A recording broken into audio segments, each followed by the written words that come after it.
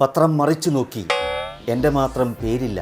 ആഹാ, നല്ല അറം പറ്റിയ കവിത. കേതുമണ്ഡലം കൈവിട്ടു പോകുമോ, എന്തു ചെയ്യണം MLA ആകുവാൻ? ഇപ്രാവശ്യം ഇനി പ്രത്യേകിച്ചൊന്നും ചെയ്യാനില്ല.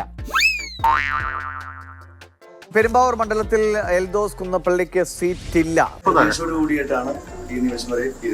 അതാ ഇരിപ്പ് കണ്ടാലേ അറിയാലോ. കടുത്ത നിരാശയുണ്ട്, വേദനയുണ്ട്. എന്നാ പിന്നെ നമുക്ക് ഒരു കവിത അങ്ങ് കാച്ചിയാലോ? 5 നേരവും വാട്സാപ്പിൽ ഫോട്ടോയിട്ട് എൻ്റെ നെഞ്ചു കവരുന്നു പിഞ്ചു നേതാക്കൾ. ഞാൻ അങ്ങനെ വലിയൊരു പുണ്യവാളനോ വലിയൊരു വ്യക്തിത്വത്തിന് ഉടമയോ വലിയൊരു നേതാവോ ഒന്നുമല്ല. പിന്നെ ആരാണ് താങ്കൾ? ഞാനൊരു ഭൃത്യനാണ്, ഞാനൊരു ജനസേവകനാണ്. ഞാൻ കോൺഗ്രസ് പ്രവർത്തകരുടെ നേതാക്കന്മാരുടെ മുന്നിൽ വിനയത്തോടു കൂടി നിൽക്കുന്ന ഒരു സാമൂഹ്യ പ്രവർത്തകനാണ്. അത്രയ്ക്ക് വിനയം പാർട്ടിക്ക് വേണ്ടാന്ന് തോന്നുന്നു. ഞാൻ കഴിഞ്ഞ 33 വർഷമായിട്ട് കേരള വിദ്യാർത്ഥി യൂണിയനിലൂടെയും യൂത്ത് കോൺഗ്രസിലൂടെയും കടന്നു വന്ന എളിയ പ്രവർത്തകനാണ്.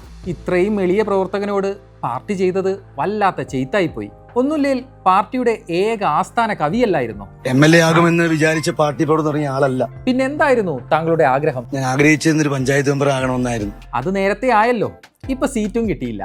ഇനി എന്താ ഭാവി പ്ലാൻ? മരിക്കാനോ?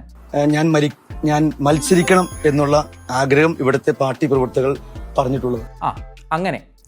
അല്ല, മത്സരിച്ചിരുന്നെങ്കിൽ താങ്കൾ ജയിക്കുമെന്ന് ഉറപ്പായിരുന്നോ? ഏറ്റവും ചുരുങ്ങിയത് 15,000 വോട്ടിന് എനിക്ക് ജയിക്കാൻ കഴിയും. ഇത്രയും ആത്മവിശ്വാസമുള്ള താങ്കൾക്ക് എന്തുകൊണ്ടാകും പാർട്ടി സീറ്റ് തരാഞ്ഞേ? വലിയൊരു ഉരുള് പൊട്ടി എന്റെ പിറകെ വന്നത് ഞാൻ കണ്ടില്ല. എന്നിട്ട് ഉരുൾപൊട്ടലൊക്കെ മാറിയോ? ഉരുൾപൊട്ടൽ മാറിയിട്ടുണ്ടോ എന്ന് എനിക്കറിയില്ല, പക്ഷേ ഞാൻ സേഫാണ്. താങ്കളെ സേഫാക്കാൻ പെരുമ്പാവൂരിൽ വലിയ പ്രതിഷേധ യാത്രയൊക്കെ നടന്നല്ലോ. 100 കണക്കിന് ആളുകൾ, ഈ പെരുമ്പാവൂരിലെ ആളുകൾ ഞാൻ മത്സരിക്കണമെന്നും വീണ്ടും ജയിക്കണമെന്നും ആവശ്യപ്പെടുകയും ആഗ്രഹിക്കുകയും ചെയ്യുന്നുണ്ട്. ഒരുപാട് പേർ വഴിപാടുകൾ കഴിക്കുന്നുണ്ട്, ഒരുപാട് പേർ കണ്ണുനീരുകളുമായി ഇരിക്കുന്നുണ്ട്. ആ കണ്ണീരും വഴിപാടും എല്ലാം വെറുതെ ആയല്ലോ പടച്ചോനെ. ശ്രീ AK ആന്റണി സാറിന്റെ കസ്റ്റഡിയിൽ ഈ പ്രശ്നങ്ങൾ വന്നപ്പോൾ അദ്ദേഹം കൊടുത്ത റിപ്പോർട്ട് പോലും പരിഗണിച്ചില്ല. കഷ്ടമായി പോയി.